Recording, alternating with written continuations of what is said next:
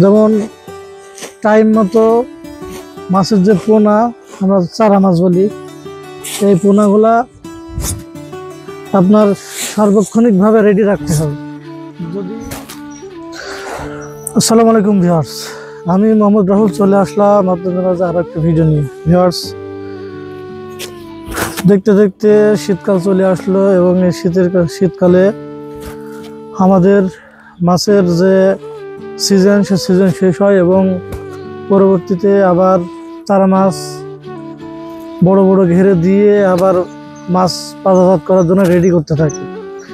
সেই দৃষ্টিকোণ থেকে আমি যে চারা মাছের কাছে আছি, এই চারা মাছের মেয়াদ প্রায় শেষ এবং এরা কিছুদিন পরেই আমাদের পাশে যে বড় বিল আছে সে বিলে উঠে যাবে এবং সেই ভিডিও আপনাদেরকে দেখাবো ইনশাল্লাহ। এখানে যে মাছের সাইজ আছে, সে মাছের সাইজ এখানে 2টাই কেজি, একটা হাফ কেজি করে হয়ে গেছে এবং এই মাছ যখন বড় বিলে যাবে মাছের সাইজ হয়ে যাবে 1.5 থেকে 2 কেজি কিছুদিনের ভিতরে।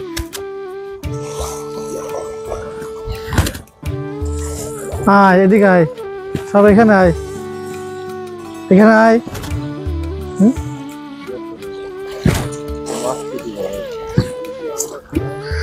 বিসমিল্লাহির রহমানির রহিম।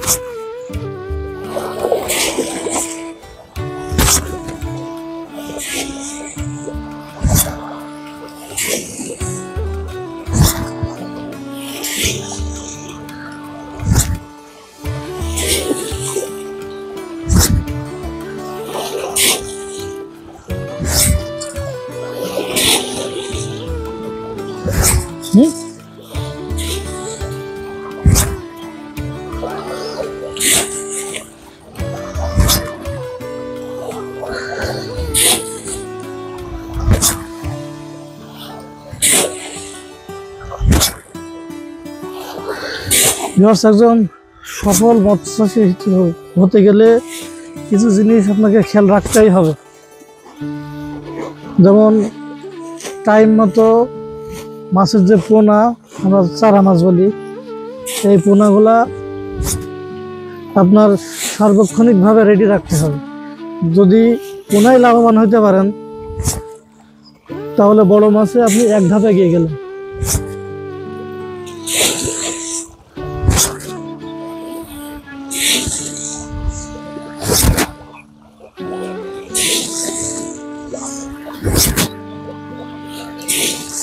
এই মাছগুলো এদিকে আসছেই না কেন?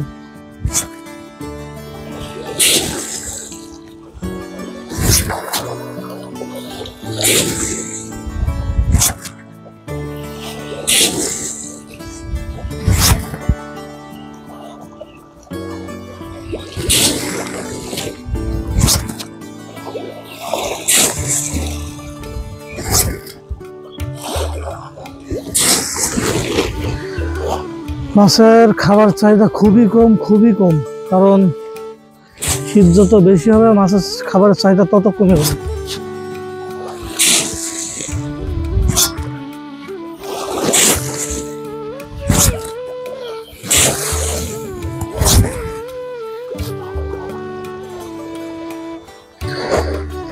চাচা, মাছের খাবারের চাহিদা কই?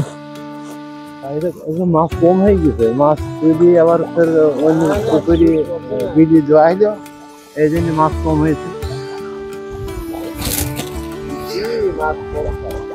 আর এমনিতে কিছু মাছ খাদ্য কম খাবে, তাহলে বেশি খাবার দেওয়ার দরকার নেই। হ্যাঁ, যা দিলাম এই থাক, তো আর খাবে না, আর খাবেন জোয়া যাবে না।